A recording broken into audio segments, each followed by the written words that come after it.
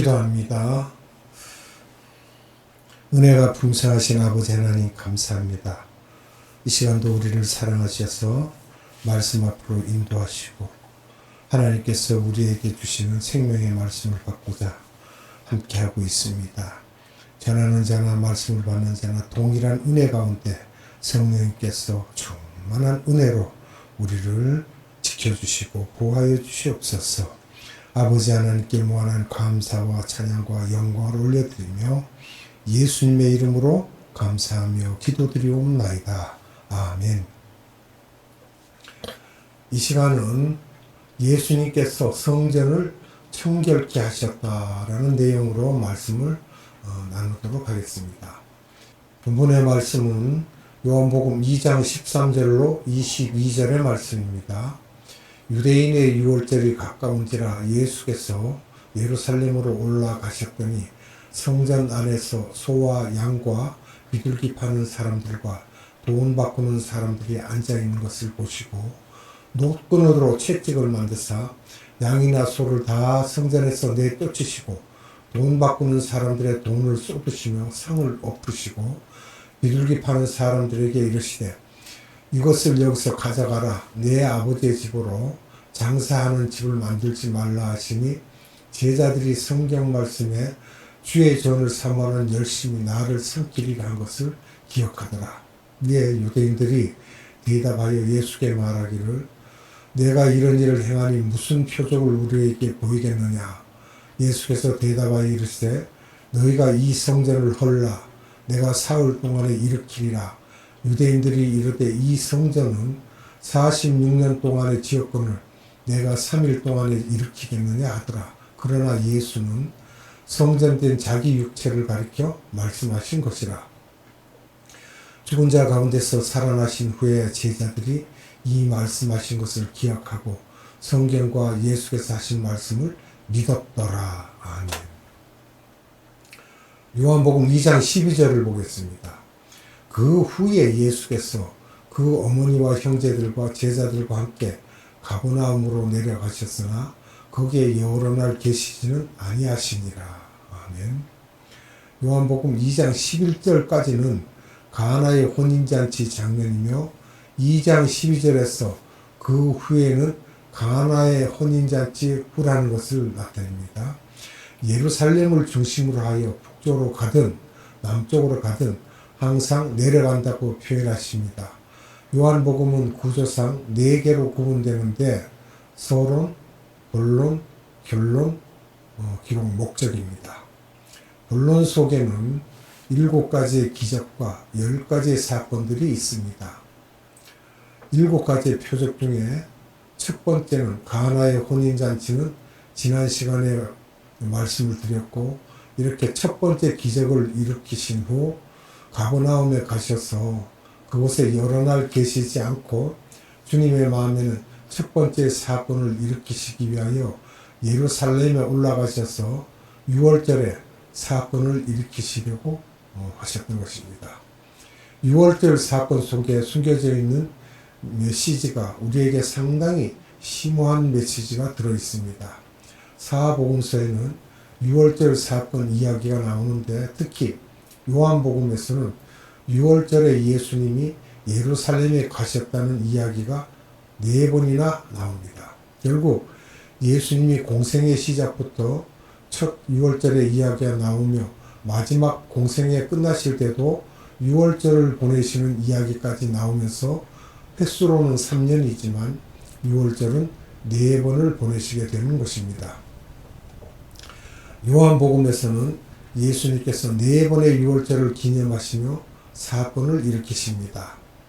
이 4번째까지를 설명을 드리면요. 첫 번째 6월절은 성전을 청결케 하시는 사건입니다. 요한복음 2장 13절로 22절이고요. 두 번째 6월절은 두 번째 표적인 왕의 신하 아들을 치유하시고 베데스다 연못에서의 사건이 있죠. 요한복음 5장 1절로 18절입니다. 세 번째 6월절입니다. 갈릴리에 올라가셔서 그곳에서 6월절을 보내시면서 오병이어의 기적을 일으키시면서 그 그 사건 속에 숨겨져 있는 유월절 떡에 대한 이야기를 하십니다. 이게 요한복음 6장 1절에서 15절입니다. 너희들이 내 살을 먹고 내 피를 먹지 아니하면 영생이 없다고 요한복음 6장에서 말씀하십니다. 네 번째 유월절입니다. 십자가 달리시기 위해서 예루살렘에 방문하시는 장면입니다. 요한복음 11장 55절로 12장 1절에 이르기까지 되어 있고요. 요한복음에서는 예수님이 유월절을 4번 지키신 이야기가 나오지만 다른 공관복음에는 이렇게 4번 지킨 이야기가 나오지 않습니다. 공관복음인 마태, 마가, 누가복음에서는 4번째 유월절을 지키시는 장면만 나오고 있습니다. 그래서 요한복음은 유월절 복음이라고 생각하셔도 과언이 아닙니다. 그럼 유월절의 기원에 대해서 살펴보겠습니다. 출애굽기 12장 1절에서 14절의 내용들입니다. BC 1446년입니다. 이때가 첫째 유월절의 기원과 규례를 보면요. 유월절은 히브리어로 페사흐입니다. 페사흐. 헬라어로는 파스카이고요. 여기에서 보면 먼저 유월절의 기원이 있습니다. 출애굽기 12장 1절로 14절이고요. 둘째로 보면 유월절의 규례가 있습니다. 그 규례가 7가지로 이렇게 나눠볼 수 있는데요. 첫째, 밀력에서 성력으로 바뀌는 사건이 있죠. 출애굽기 12장 2절인데 밀력으로 7월 10일인데 성력으로 1월 10일이 되는 겁니다. 둘째, 1월 10일에 어린 양을 취하는 일이 있습니다. 출애굽기 12장 3절로 4절인데 염소, 비둘기, 소가 아닙니다. 그것을 어린 양을 1월 14일까지 보관합니다. 셋째, 어린 양의 조건입니다.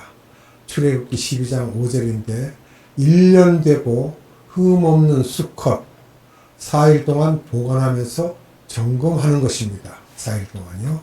네 번째, 어린 양을 잡습니다. 출애굽기 12장 6절입니다. 1월 15일에 잡는 거죠. 저녁에 잡으니까.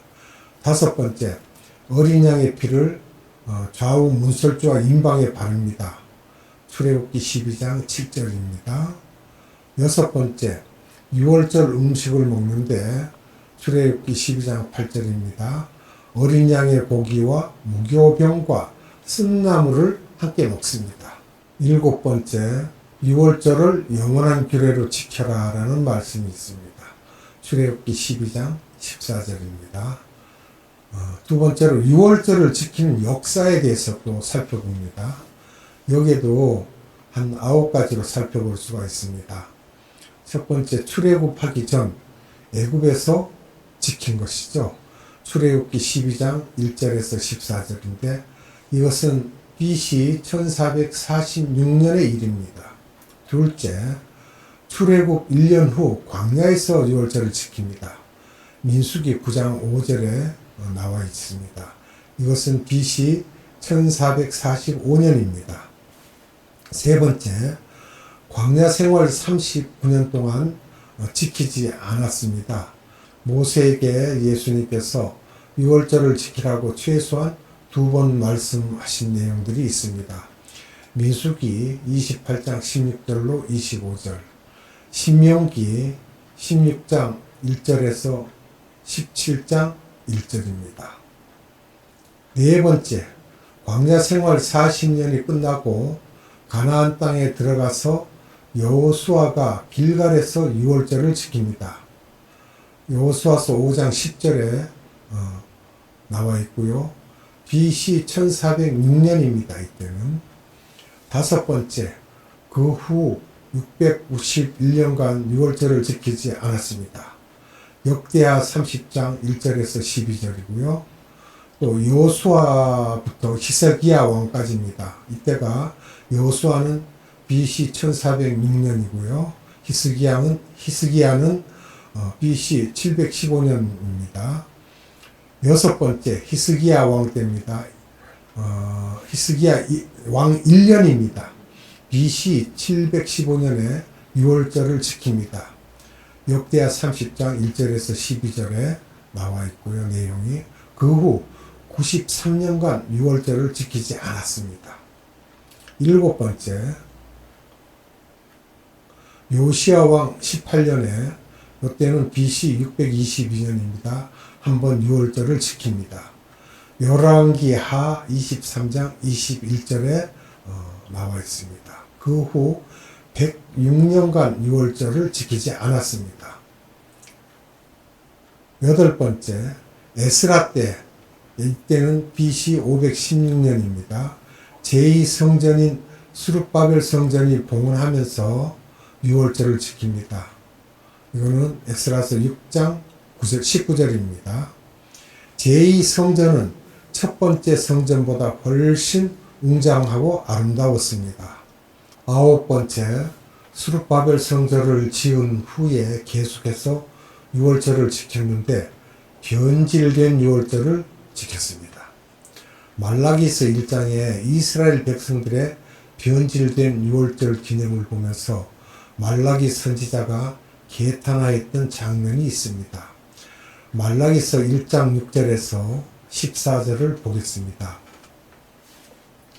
내 이름을 멸시하는 제사장들아, 나 만군의 여호와가 너희에게 이르기를 아들은 그 아버지를 종은 그 주인을 공경하나니 내가 아버지일진데 나를 공경함이 어디 있느냐, 내가 주인일진데 나를 두려워함이 어디 있느냐 하나 너희는 이르기를 우리가 어떻게 주의 이름을 멸시하였나이까 하는도다. 너희가 더러운 떡을 나의 제단에 드리고도 말하기를 우리가 어떻게 주를 더럽게 하였나이까 하는도다. 이는 너희가 여호와의 식탁은 경멸히 여길 것이라고 말하기 때문이라. 만군의 여호와가 이르노라. 너희가 눈먼 희생제물을 바치는 것이 어찌 악하지 아니하며 저는 것 병든 것을 드리는 것이 어찌 악하지 아니하냐. 이제 그것을 너희 총독에게 드려보라. 그가 너를 기뻐하겠으며 너를 받아주겠느냐. 만군의 여호와가 이르노라. 너희는 나 하나님께 은혜를 구하면서 우리를 불쌍히 여기소서 하여보라. 너희가 이같이 행하였으니 내가 너희 중 하나인들 받겠느냐.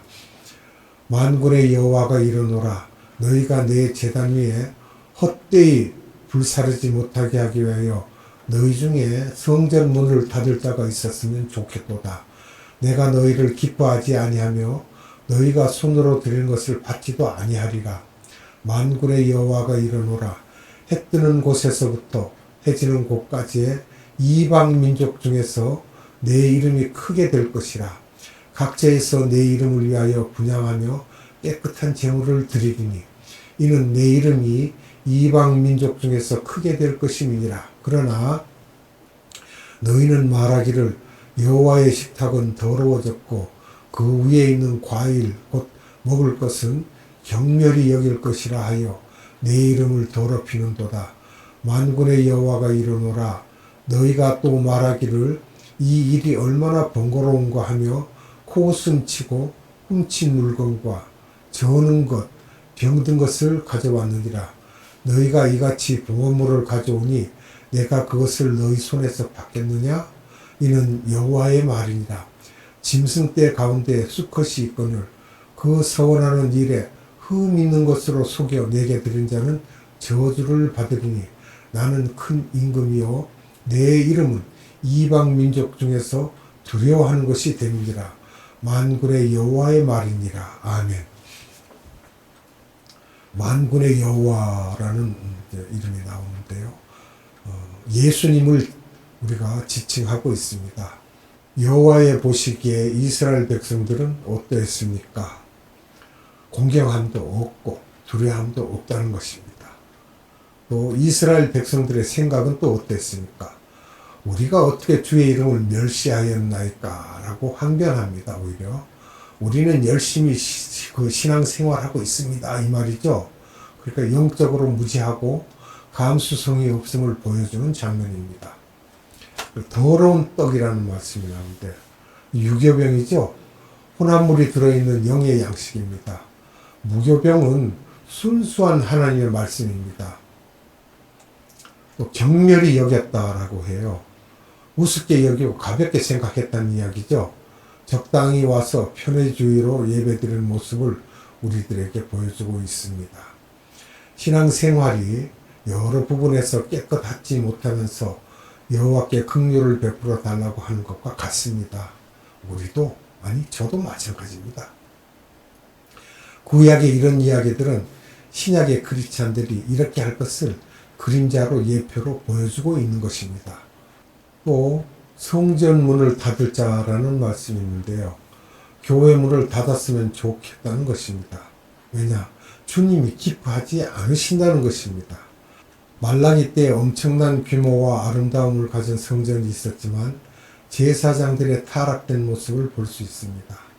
종교화되어 있고 편의주의화되어 있고 본질과 비본질이 역전된 모습을 볼 수 있습니다. 유월절은 지켰지만 유월절 속에 본질이 변질되었던 것을 우리가 볼 수 있습니다. 그러면 구약의 제사장들의 문제점을 살펴봅니다. 한 6가지로 보는데요. 첫째, 순수한 유월절 음식을 제물로 바치지 않았습니다. 값싼 제물이나 편의성, 상업주의식으로 하였던 것입니다. 둘째로는 순수한 유월절 음식을 먹지 않았어요. 출애굽기 12장 8절의 말씀대로 더러운 제물이죠. 병든 것, 절름발이 등을 그것을 하나님이 안 보고 계시는 거라고 생각하고 그것을 바쳤던 것입니다. 세 번째, 불공경주의입니다. 하나님을 공경하지 않았어요. 그냥 형식이죠. 네 번째는 영적으로 무감각하였습니다. 하나님에 대한 두려움이 없는 영적으로 무지한 그런 상태입니다. 그들의 눈에 하나님이 두려워오질 않았지요. 다섯 번째는 형식주의적입니다. 유월절을 지키는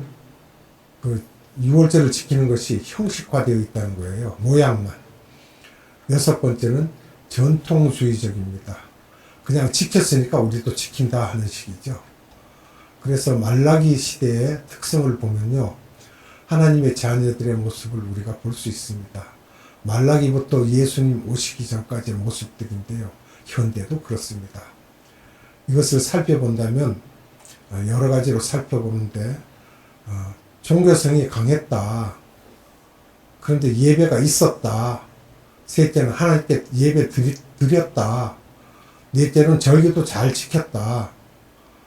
또 기도 생활도 했다.